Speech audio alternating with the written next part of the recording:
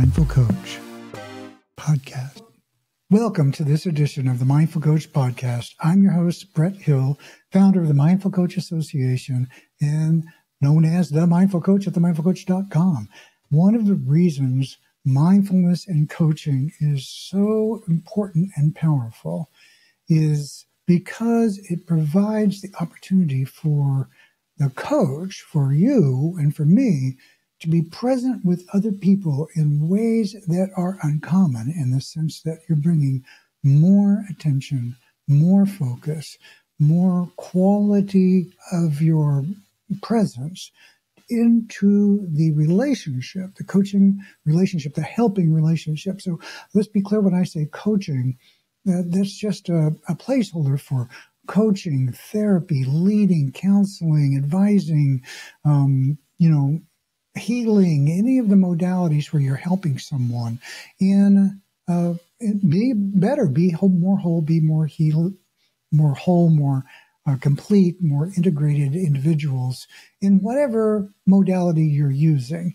That's what this is about. So I use the word coaching broadly here, and specifically about, the professional relationship where a client comes to you to help them in some capacity in their life be better at what they do and hopefully with who they are. One of the most important things in your skill set, if you will, is the ability to be mindful and present on demand, on request. You can simply summon the capacity to be more present with who it is you're working with.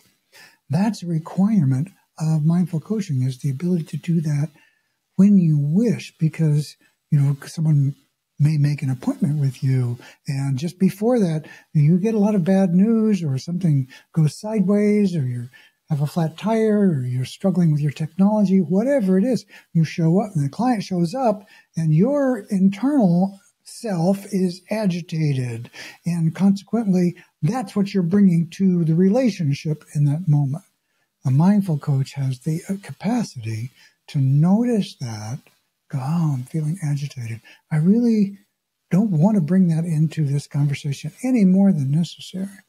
And then can take action in the moment to calm the nervous system and to focus on the task at hand, rather than injecting that anxiety and distress into the conversation.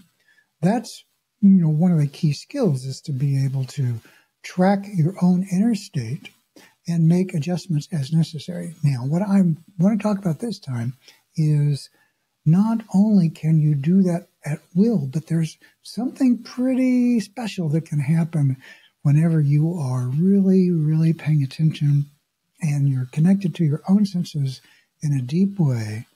So you can take a breath and connect to the core of your senses, noticing what's happening, noticing what your inner state is like. Like right now, I can feel sort of a caffeinated buzz in my energy, and then also can feel what I call this core, this centered part of me, that if I just tune to and take a few breaths, then my sense of that increases as I bring myself on purpose in the moment, and hopefully non-judgmentally, which is the John Kabat-Zinn definition of mindfulness. Then I can bring more of that into my awareness. And whenever I do, my whole system calms down. I feel more connected, more centered, more grounded, and resourced. There's space to facilitate what is my observations of what's happening, my senses of what's happening in the moment. And right now, I'm talking to a camera, to a screen, and I'm doing so while imagining that there's someone listening to these words that matters, and that I care about your world, and that you can hopefully get some value out of this.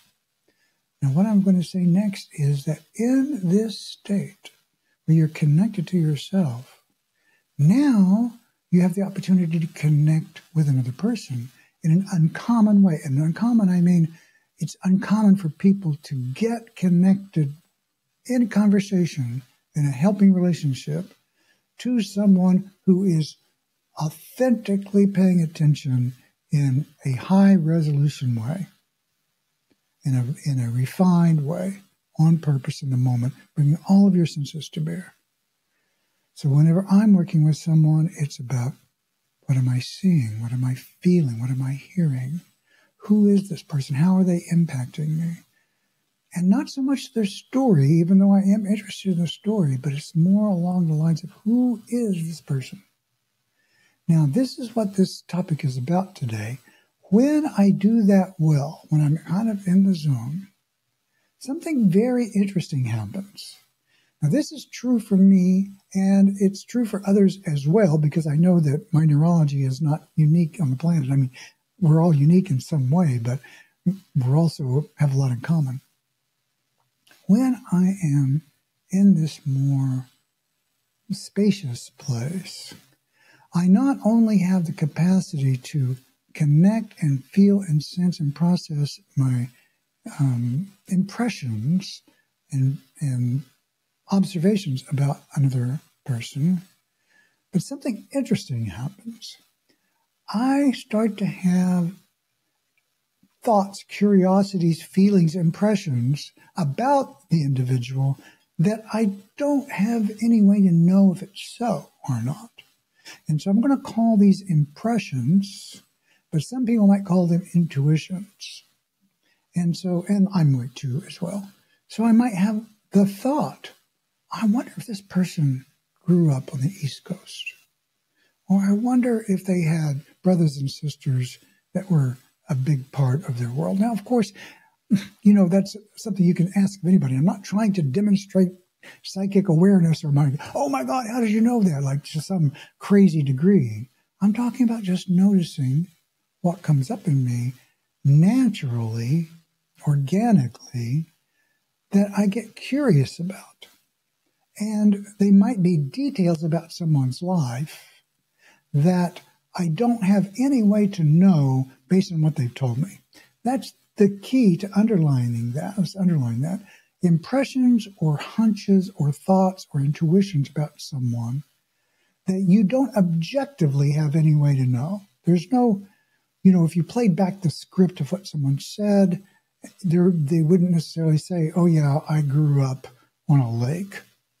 But you might have a thought like, and this happens to me, where you think, oh, I wonder if this person grew up by water, or their relationship to water, or what's the relationship to writing. Sometimes I'll be working with a client and I'll start to feel, this is hard to describe, but I'll start to feel like the way that they speak and the way they use their hands and their gestures, maybe looking in the background and seeing, books or whatever, I'll notice and I'll wonder, what's this person's relationship to writing? Maybe they'll talk poetically. They'll use a turn of the phrase that sounds nuanced, considered, conscious. Those words will cause me to wonder, this person, I wonder if they have a unique relationship, an important relationship to words. And when I get an impression like that, which is based on not only, it's based on actual observation, like I'm noticing their words and go, oh, I wonder about that. That's just a purely objective sort of observation, right? This person uses language in a unique way. I wonder why they do that. So there's what I would call Sherlock Holmesian style observations. But then there's also this impressionistic level of like, I wonder if they're a poet. And so I might often offer in some readings, not in all readings, some people are not open to these kinds of things. I might say, do you write poetry, or is there something in writing that's important to you? And frequently, because I have done this kind of enough in my own work to know, that lands. Now, I'm not trying to do psychic readings here. I'm just trying to offer impressions on what comes to me around people. Now, when it does land, it's magical, almost connection in a way, because people begin to realize that you are truly paying attention in a way that is really not only focused and intentional, but refined. That you're picking up on subtle impressions and cues and clues that other people miss. Other people aren't going to be able to provide that kind of insight or demonstration of connection and insight because they just don't pay attention to the degree, to the level, to the quality that you are. And you're the professional here. You're the one in the role of paying attention. And so intuitions are a big deal, particularly in the helping professions. So I'll wonder about these kinds of things, and I'll have a practice where I'll make a decision. Now, I don't always give voice to these things because it might not be appropriate. Maybe I'm dealing with somebody who I don't have that level of trust. It hasn't been established yet, so I won't say. Now, I will then ask them something along the lines of, I'm just wondering, do you write? Does that anything for you? Without making it sound like some deep insight, just a curiosity. I'm just curious. Do you write?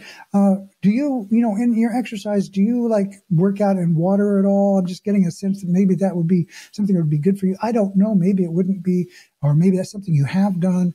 Or I'll just pose it as like a kind of maybe a little askew curiosity.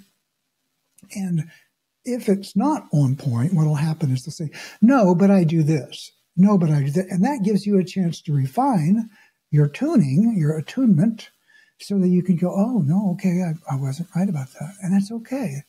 I know myself, I have done so much work in this area over the years that I don't worry about my own intuitive capacity because I know it's a thing for me. I've had some pretty interesting insights around these kinds of things. They just come to me all the time whenever I'm dealing with people. In a certain way, I kind of have to mitigate it somewhat so that it's not my coaching, my life coaching, my mindful somatic work doesn't become like an intuitive reading. And I actually do that as well. I do intuitive readings for people, which aren't about coaching. They're just about, here's my intuitive impressions. How does this go? So that's something I also do. And it's really so rich for me to be able to bring that capacity into my coaching sessions. And so what I'm encouraging you to do is to get in touch with those impressions, those kind of fuzzy senses that we have about what might be so for another person. And here's the trick. Rather than trying to make yourself right or wrong, let yourself get curious about it. If that's there for you to do, this has to be completely authentic. And if it's not authentic, forget it. Completely forget it. But if you have an authentic curiosity, just say it. Like, I'm curious about something. And do it in a way where it blends into the in-the-moment focus for the client so that it's relevant and on point for them. And if you're in tune and on point, then great. It helps tremendously to increase the rapport and the trust level. And if you're not, then you simply adjust and go on. And that also can be a demonstration. In fact, I had when I was passing my ICF certification exam with my teacher, the woman who ran the school that I was studying with, in that session, I was talking to her about something that was going on with her, and she was having these physical reactions to a lot of forest fires that were going on around. And so I'm like, well, what's happening? And she was saying, well, I'm so tired of it. I just can't deal with it. I need to figure out something. And then so being a somatic approaching to this, I said, well, can you just turn to this sense of like, this isn't like working for me? And she just said, no, I do not want to do that very clearly. And so, my intuition was, she might get some information by tuning to this and exploring it a little bit more. And she was extremely clear that that was not what she wanted to do. So what do I do then, right? So here you are, you're trying to work with somebody. In this case, it matters because this was an exam for me, actually. And so fortunately, I have a technique that I fall back on whenever that happens. If I say something and the client is adamant that that is not the right thing. They're like certain that they don't want to go there. Then what I do is I reinforce the certainty. And so there's a quality of work in Hakomi coaching, which is like support spontaneously emergent behavior. And so in this case, she was certain, I do not want to do. So, oh, wow, you are really, really clear about that. Yes, I am. Boom. And so we went from maybe a little sideways intervention to reinforcing this sense of certainty. And that really helped ground the session into insight that, she was really clear that she needed to do something about it and was going to take an action. And that really helped kind of, and so that's a tip to like, don't worry about being off, because you can always align around what then emerges. And so that's a little bit of a finesse in these situations that gives you the capacity to have more range, or gives you the opportunity to have more range with exploring and not worrying so much. Like if you have a thread in your head, like this has to be right, it's really important, this to be on point, I'll notice, name that, take a breath, relax, and then just get curious. Is it so? Is it so? That's the other tip. Like when you get stuck with a client, just get curious. What are you curious about? And then just get really open-fielded awareness around the whole session. Back up for a moment. Take a breath. Think about the whole session, the vibe, the sense of it. What did they come in with? Where are they now? What's been said? What is your wish for this client? And then what spontaneously emerges that you might be curious about? I'd really like to hear more about this anxiety you were talking about a moment ago. Or in coaching, often I want to facilitate towards resilience. So rather than leading to the anxiety, I might say, so I'd really like to know more about what it is you're hoping for in this relationship or this work or in our coaching or whatever. Just have them land on something that you're curious about that's going to help give you more connection, more information, more, more to work with, so that that cloud of what do I do now dissipates, and you wind up in the moment, in connection, authentic connection and rapport with your client, so that you can help them be the best that they can be. Because after all, that's what it's about. And that's one of the many reasons why mindful coaching, mindfulness in coaching and these helping relationships is so crucial and critical.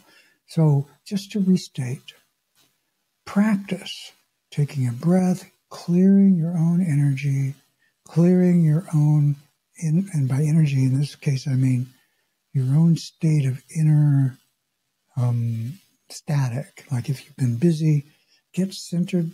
I do this with my clients. The first thing we do is spend 2 or 3 minutes just taking a breath and getting centered. And if they don't want to go along with it, that's fine. I do it for myself and also to model what it means to transition.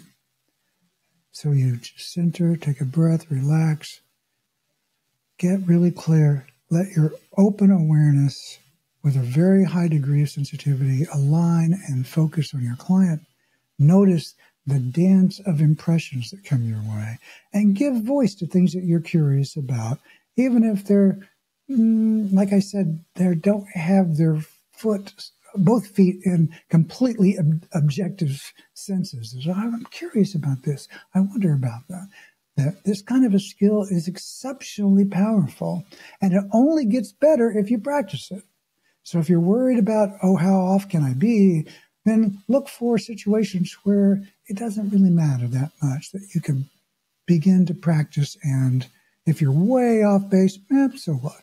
And maybe that's with complete strangers sometimes. Before I wrap up, I'll tell you a story like that, where I often will do that sometimes whenever I'm practicing being present. If I hang out with anybody for any period of time in a one-on-one situation, I start to get this dance of intuitions that I can't ignore. It just comes to me. And so one time I was in a photo shoot I was going to be on the cover of a technical magazine because those of you who may have read my bio know I used to be in technology, and I was, reasonably popular within my technical field. And so consequently, I was on the cover of this magazine, and this photographer they had hired to come and take pictures for the cover, and I was with him for a couple of hours. And after a while, I started to kind of tune in because that's what I do. Tune into the guy. We were having a nice relationship, but it was professional, all above board. I'm never going to see this guy again, right? And for some reason, I don't know why, but that's one of the clues about intuition is you don't know why you have this impression, but you have an impression.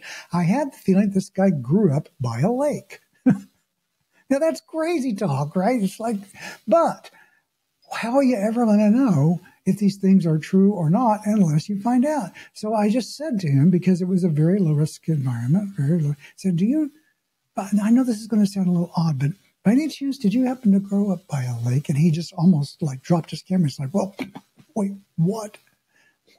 Yeah, I grew up in Minnesota. We lived in a lake house. I was on a lake my whole childhood, and it was a big deal. So I've had so many of those kinds of things that I know that the impressions that I get aren't always, there's something there. I've had enough proof in actual testing to know that there's something happening there. That doesn't make it 100% guaranteed, but it does make it a resource. It does make it something that I can use in my personal life and my professional life. And I have to say, it's a pretty rich place to live where you have those kinds of resources available to you. And that's my wish for you. I'm tracking my wish for you, as I remember earlier.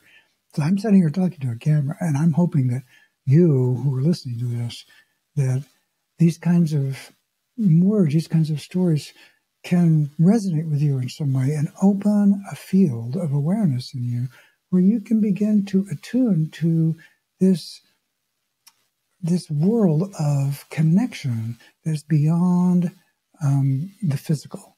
And the only way to do that is to first connect to the physical. You have to connect through the body, through the senses. And when you do that with yourself really well, then this other opportunity opens to extend into a different interpersonal, relational, sometimes I call it the meta field, the space between.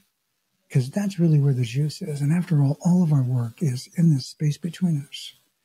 And so that's my wish for you, is that you can learn to have this really rich connection to this bigger field of this invisible world that lives within us and between us. And so with that said, once again, I'm Brett Hill, the Mindful Coach. If you like this kind of stuff, subscribe to the channel, leave a mention. Would love to hear from you. I am the founder of the Mindful Coach Association at themindfulcoachassociation.com, where you can join, if you're aligned with this, for free, be a member of a fabulous community of like-minded peers who are all doing amazing, courageous work to bring more goodness into the world mindfully. And there's so many good people there. And we just had a community meeting and like 24 people show up. Is a really powerful experience. To be in the presence of all of these big lights, these big forces in the world, and know that even though sometimes it feels like you're on your own out there, you are not alone. There are a lot of people doing powerful work like you are or like you wish to be. And I'm on a mission to help you do that. You can reach me at themindfulcoach.com. I also do one-on-one work, as well as I have a course on how to be more mindful and present as a coach. Please check that out if you're interested. And of course, you can write to me, Brett at themindfulcoach.com. I'm always happy to hear from listeners. So blessings to you, and that's it for now. The Mindful Coach Podcast is a service of the Mindful Coach Association.